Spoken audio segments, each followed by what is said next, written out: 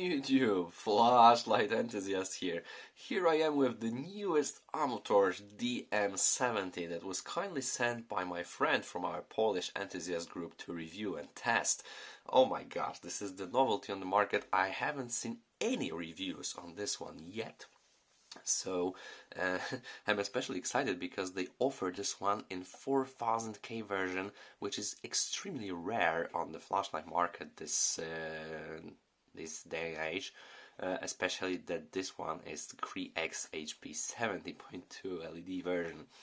So without further ado, guys, let's just open this up, because the box is plain cardboard, as you would suspect from the Amutorch. This is a very budget brand, but have some quite innovative designs. As you may remember, I have reviewed the E3 and E3S. You can check this on my channel, but without further ado, let's just open this DM70. So this is basically budget design, so no fancy features even inside the box, so everything is functional and simple. So what we've got here is actually the flashlight itself wrapped in this bubble foil. Okay, the lanyard was already attached. Probably my friend attached it, or maybe it was just plain out of the box. I'm not sure, but it is quite good lanyard.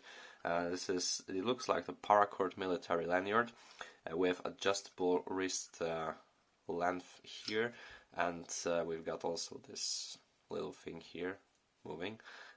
Looks really good and sturdy, first of all, which is very important. We've got attached here, but you've got also second attachment, very similar. Okay.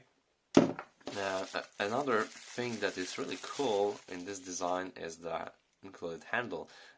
Looks quite good, feels nice in your hand, has some perforations, so this is quite lightweight, and it can be attached via the included screw, which is here, with some O-rings, 2 O-ring replacement, the screw to attach the handle, and something looks like a little O-ring for the screw and the handle, I believe. If you're interested in buying this particular model, you can find it on nealgadgets.com. Neal was kind enough to send a special coupon code for you guys, so if you're interested, check it out in the description down below. I can tell you that this is very good amount of discount, so don't let it miss the opportunity, alright? And coming back to the flashlight itself, as you can see, this is plain aluminum construction with some stainless steel bezel. 21700 battery construction, so pretty innovative, still on the market. Not many flashlights with this configuration. Well, it's a pity a little bit, but it is as it is. Okay, so we've got quite interesting knurling here on a battery tube. It is not that aggressive, but still gives you a good amount of grip.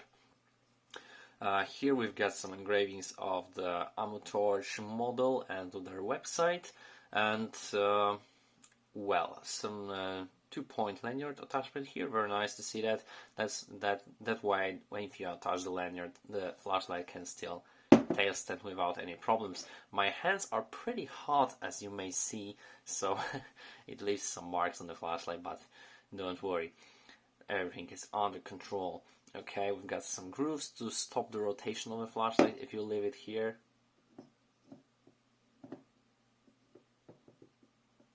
Yeah, an anti-rotation feature goes on. And if you attach the handle here, it will be even better. Okay, you can already see some marks from attaching the handle here. Let me just show you how it works. So in the set we've got the handle and we've got the screw with some O-ring on it. I recommend using this one because that's the way the handle is much more stable on the body. Okay, so it goes like this. Now screw it down, and the handle is quite stable right here, right now, and that's good. I'm not sure why the handle, because in my test this flashlight does not get that hot. I mean, in the turbo output, after resetting it, I got around 56 degrees Celsius, so still not boiling hot. It will not scorch your hand, but when you start to reset the turbo output, the flashlight can get hot, but still nothing crazy, nothing above 63 degrees Celsius. So, well, the handle is a nice addition, but I don't think it's really necessary, like in terms of, you know, ace beam flashlights, for example, or the Lumintop GT3. Okay. Speaking of which, in terms of size comparison, I can tell that the GT3 looks that way, side by side to the DM70. Okay, the head here, as you can see, reflectors a little bit larger, but orange peel versus smooth. And another comparison here, the Thrunite TN36 limited edition with 3 same LEDs, but 5000K. Okay, so that is what I would be comparing it to in night beam shots. Okay, pretty similar in size. So looking at the reflectors right now, we've got very neat looking smooth reflector quad LED style flashlight, a little bit greenish anti-reflective coating, as you can see, but very impressive in terms of reflector, because no dust visible, so definitely I like that way. I cannot stand dust in the reflector, especially on this, you know, multi-reflector one, and this one looks pretty clean, so bravo for the Amutorch assembly team. But on the other hand, unfortunately, I noticed some quality control issue, probably because when I turn the flashlight on, as you can see, one LED does not light all the dials here, so only half LED is working, and that's pity, really. But well, I can sense some quality control issue. Maybe it's just my sample, but I would like to point it out that it shouldn't happen on a $140 flashlight, so that, you know, you receive the product that has only half LED working. That's a pity, but apart from that, really good quality. It could be made a little bit better, but well, it is as it is. Let me show you the inside. So here the threads are a little bit noisy, as you can see. The threads overall are a little bit thin, but well made, and maybe not greased enough, I guess. The O-ring is good. But looking here, you can definitely see that this is a budget flashlight, but the price does not reflect it, okay? Of course, you cannot compare it to the $300 or $400 ace beam, but I wish it was done a little bit better, especially that I've seen how Lumintop GT3 is made, and this is pretty similar price shelf, so yeah, definitely not looking very premium here, more like a cheap Chinese flashlight, and that's a little bit pity, because this flashlight is a good performer, but in terms of looks, well, it lacks a little bit of finesse. Okay, here we've got we've got battery carrier here, well built, and you can definitely see that the engineer thought it up really well, because as you can see here, we've got some rubber piece to stop the conductivity and not to scratch the surface down there in the battery. It was very well made and thought, but feels cheap really in your hand. I'm not sure if that's this polished metal or just, you know, the weight of it, but feels really cheap, and that's a bit disappointing here. Okay, but in terms of, you know, contacts and overall, look at the springs. These are thick, with little trouble, very good for low resistance, and the same here. So you can actually use regular flat top Samsung 30Ts. Very nice. I like that one here. Okay, so definitely something to praise the Amutorch for. Let's put it this way and screw down. The driver uses the buck converter here, as you can see. I couldn't get the driver fully, but that's what I could see. Okay, so user interface real quick. So this one is a hybrid one. Unfortunately, no NARS, no underrail, and that's really pity. I wish they used it, but they used their own version, so you click once to turn the flashlight on, then click again to advanced for more modes. So 4 modes in the loop. So this is like lower, low, medium, high, or low, medium 1, medium 2, high, etc. And to turn off the flashlight, you have to hold the switch, and that's pretty counterintuitive. I've seen it in some Astrolux flashlight or maybe some Phoenix light. This is definitely something I would rather avoid. Because intuitively you would use one click for on, one click for off, and not the other way around. But obviously advancing the modes with one click is very convenient. Okay, so I have to admit that.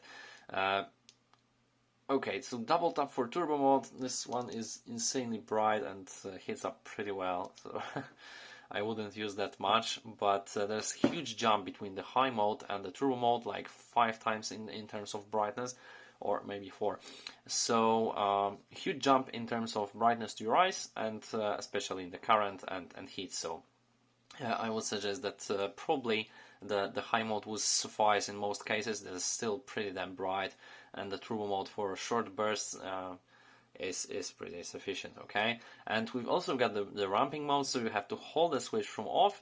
Once the flashlight is on, you hold the switch to increase and then decrease the brightness, and then one click turns the flashlight off. So we've got hybrid user interface without changing between the ramping and smooth ramp. Just depending on how you turn on the flashlight, you've got either stepped ramping or stepless dimming.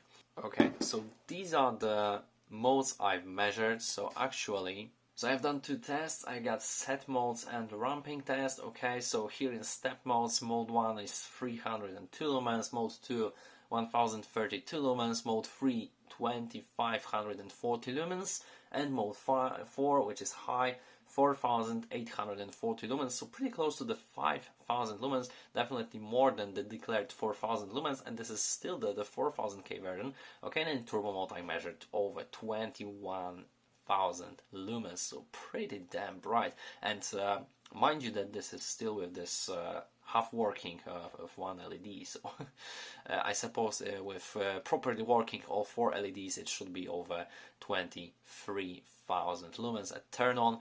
And in terms of ramping, I measured pretty similar brightness as in terms of mode 1 and mode 4, so between low and high, and then the turbo mode, similar result. Okay, so let's just show you the runtime graph real quick, guys. So as you can see, here it is the turbo runtime graph. The flashlight stepped down pretty soon, so around 43 seconds after turn on from over 19,000 lumens, and with gradual step down over the next 30 seconds to the level of 2578 lumens. So this is the third highest level. And then it remained perfectly flat for over 2 hours and 10 minutes and achieved the 56 degrees, slowly heating up, because after the step down it was around 45 degrees, so not really hot or lightly warm, just like that. So pretty good thermal regulation in terms of sustaining good output without overheating, but I wish the output was a little bit higher, but on the other hand, judging by the temperature, it couldn't be adjusted. So here we've got the high mode, so second highest. I measured 4,840 lumens. So here's something strange, because in the manual, by the way, only Chinese, I seen that this mode should be without step down, but it happens pretty often that the manufacturer declares it that way, and in my testing environment it steps down after some fair amount of time because of the thermal settings. So I believe here was the same case. So from over 4608 lumens it stepped down after 13 minutes almost to again the third highest mode, which is 2578 lumen level. Okay, and then it held stable over the course of 2 hours and 15 minutes, and the body again achieved 56 degrees. Okay, so I was wondering whether I could hit it up a little bit more, so I started to resetting the turbo mode, and here you can see how it ended. So basically we've got excellent boosting of the current here, and the flashlight after the thermal regulation kicks in, the body did achieve over 63 degrees Celsius, but as you can see the turbo output after reset does not last that long as it was for the first time. So this is definitely a thermal step down rather than the timed one, but you can still reset the turbo output, so that's pretty insane. Although it steps down almost instantly, you can still illuminate for a quick burst of light. So this is very nice. Okay, guys, so pretty amazing performance of this little Amutorch DM70. Maybe not this little, but well, amazing this one, and I'm glad they did the 4000K version, which is pretty rare on the market. Okay, so let's just go to the forest and show you the beamshots with comparison the Thrunite TN36 Limited and the GT3 from Lumintop. Let's go.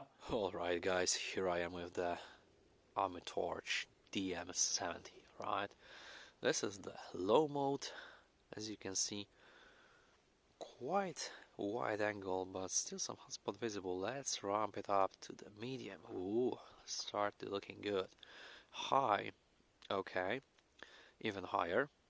And then this is the quite a sustainable lumen output. This is called the high. And now let's hit the turbo mode, shall we? Oh my gosh, this is crazy, right? Look at the side light here. So quite throwy beams, still almost 500 lumens with this beast, but we've got a very wide angle of side light, so illuminating everything in front of you and in your eyesight. So I like the beam pattern very much, especially that we've got a nice hotspot here that can throw a little bit than some of the IMA lens I reviewed recently, like the MS06W for example. I got the impression that the flashlight starts to heat up and slowly decrease the brightness, but let's just wait a little bit, shall we? Okay, still holding the brightness, that is insane. Obviously dropping a little bit, but not much, as you can see. Getting hotter and hotter. Okay, I get the impression that it's starting to get really hot. I can feel through my gloves and definitely decreasing the output. I hope you can see it now on the camera. Yep. Yeah, definitely decrease the brightness. Let's just try to reset it, okay? So double tap. Oh yeah, I like that one. I really do. The thing that can reset the turbo mode is always beneficial. Right, let's just cycle through because it's too hot to handle here, and even in gloves. Ouch. Okay, so this is low, medium 1, medium 2, let's call it this way, and high, and then turbo mode. Oh my gosh, insane amount of brightness. Whew.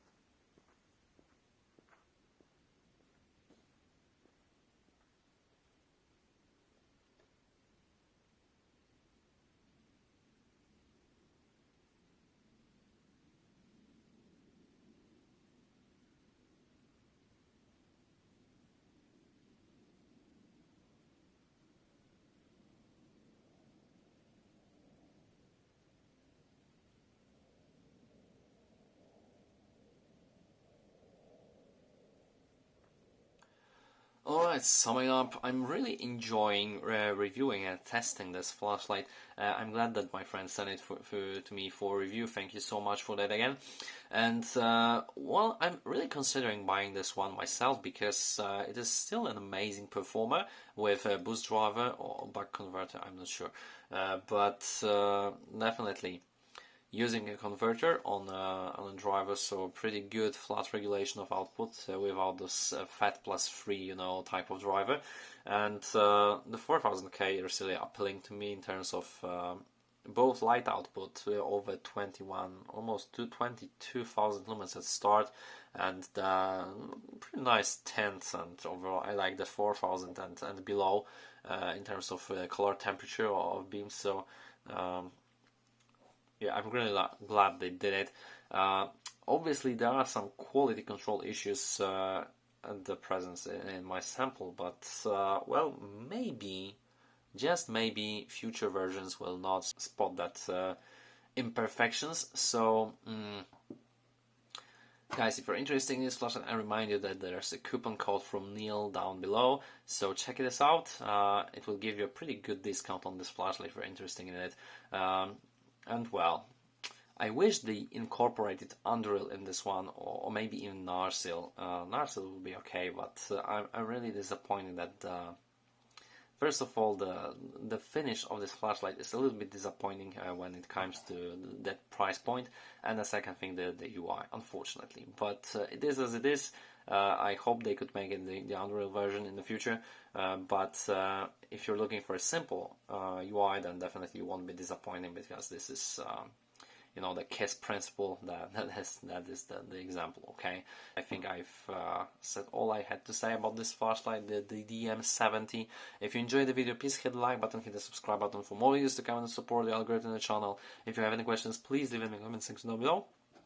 And well, guys, thank you so much for watching, and we'll see you in the next one.